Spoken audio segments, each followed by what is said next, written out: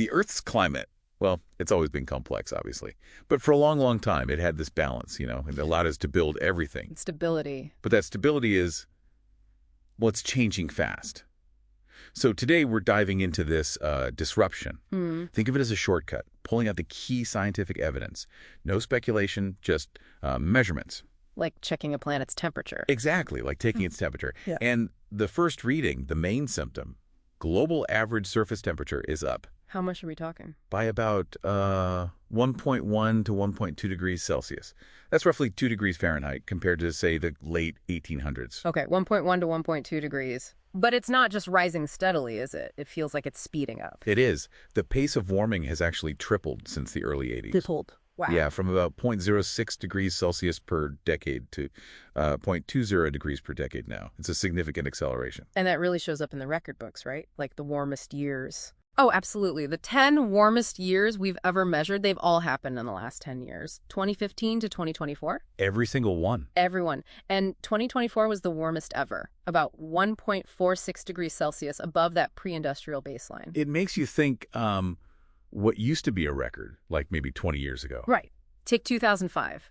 A huge deal at the time, record-breaking. Now it's only the 13th warmest. What was extraordinary is, well, becoming normal. A worrying kind of normal. Yeah. So the planet has a fever. What's the diagnosis? What's causing it? The science is crystal clear on this. It's human activity changing the atmosphere's chemistry. Greenhouse gases. Primarily, yes. Carbon dioxide, CO2 is the big one. Also methane, CH4, and nitrous oxide, N2O.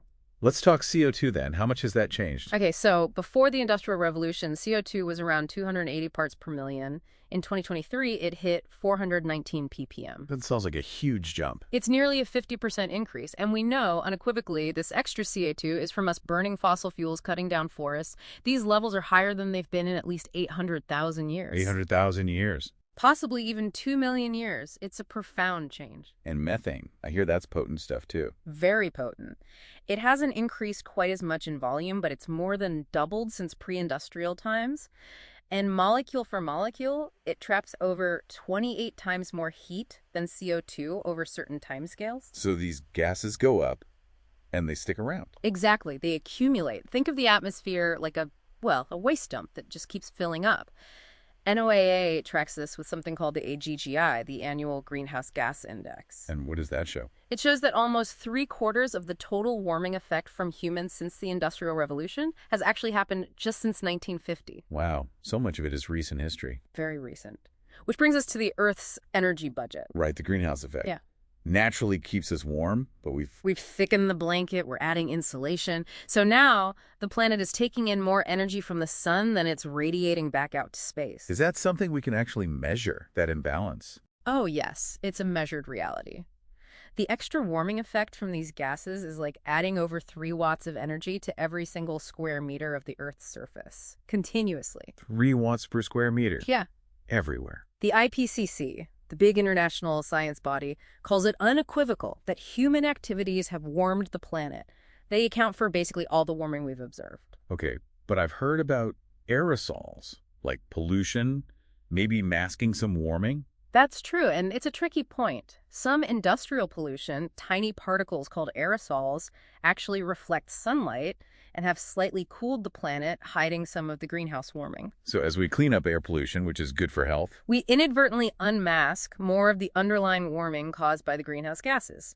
It adds urgency. and all this extra trapped energy has to go somewhere, right? Yeah, It's affecting the whole system. Precisely. The whole Earth system is responding. Look at the cryosphere, the ice. What's happening there? It's in rapid retreat. Greenland's ice sheet is losing about 267 billion tons of ice per year now. That rate has increased sevenfold since the 90s. Sevenfold. And Antarctica. Losing about 136 billion tons a year. That rate has nearly quadrupled. And Arctic sea ice. We always see pictures of that. Yeah. The summer minimum extent, how small it gets, is shrinking by over 12% per decade. Most of the old, thick ice, we call multi-year ice, it's pretty much gone. Less than 10% left. And that creates a feedback loop, doesn't it? Less ice means More dark, ocean exposed. Dark surfaces absorb more heat than white ice, so the ocean warms, melting more ice, exposing more ocean. It's a vicious cycle. the ice albedo feedback. Exactly. It's partly why the Arctic is warming nearly twice as fast as the rest of the planet. Okay, so the ice is melting rapidly. What about the oceans themselves? All that meltwater plus the heat. The oceans are feeling it intensely.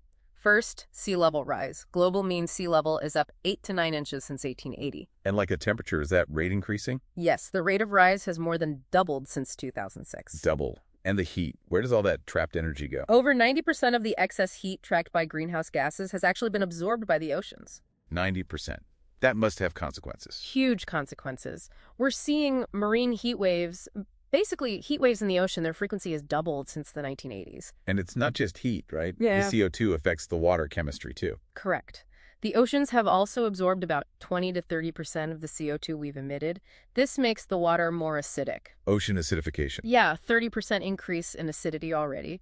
It's sometimes called the osteoporosis of the sea because it makes it harder for creatures like corals or shellfish or plankton to build their shells and skeletons. So the oceans are getting higher, hotter, and more acidic. All at once, it's a triple threat for marine life, a compounding crisis. And this must link to weather patterns too.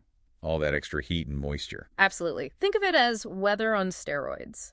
Climate change isn't necessarily creating new types of weather, but it's making the extremes more likely and more intense. Loading the dice, basically. That's a great analogy. For every 1 degree Celsius of warming, the atmosphere can hold about 7% more moisture. Which means heavier rain when it does rain.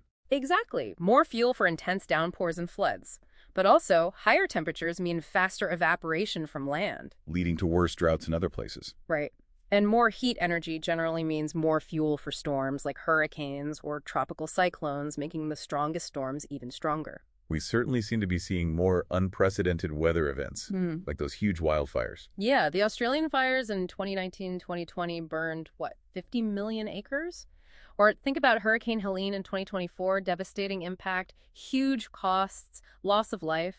The past is just not a reliable guide anymore for what kind of weather to expect. And the impact isn't just on infrastructure or the weather itself, it's hitting ecosystems, life itself. Profoundly, over 42,000 species are currently listed as being at risk of extinction, and climate change is a major driver, a threat multiplier. How does it affect them directly? In many ways. Think about timing phenological mismatch. Flowers might bloom before their pollinators emerge. Animals might migrate at the wrong time for their food sources. We also see abrupt collapses, like mass coral bleaching events due to marine heat waves. It's disrupting the natural cycles. Completely, and this feeds directly into risks for us, for human society, especially food and health. How is food security threatened? Well, crop yields are sensitive to climate. NASA projections suggest maize yields could drop by 24% by 2030 under certain scenarios. Generally, for wheat, rice, corn, fields could fall 5–10% for every degree Celsius of warming. That's huge, globally speaking. It is.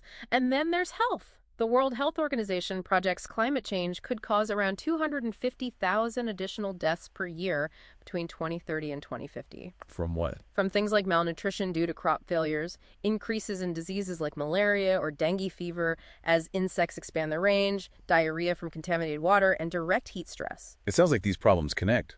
Drought affects food. Food shortages affect health. Exactly. The risk is cascading failures. One crisis triggers another, potentially destabilizing, the very foundations of our civilization. So pulling this all together, Yeah. it's an overwhelming picture. Rising temperatures, changing atmosphere, melting ice, stressed oceans, extreme weather. The signal is coming from every part of the Earth system. It's unmistakable. And the scientific consensus on the cause. It's rock solid. The IPCC summed it up perfectly. It is unequivocal that human influence has warmed the atmosphere, ocean, and land.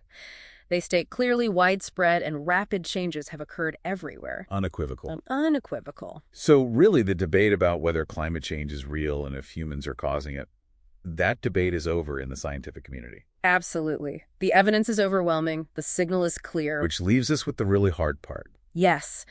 The critical question isn't if it's happening or why. The critical question that remains is how we, all of us, collectively will respond to what the science is telling us so clearly.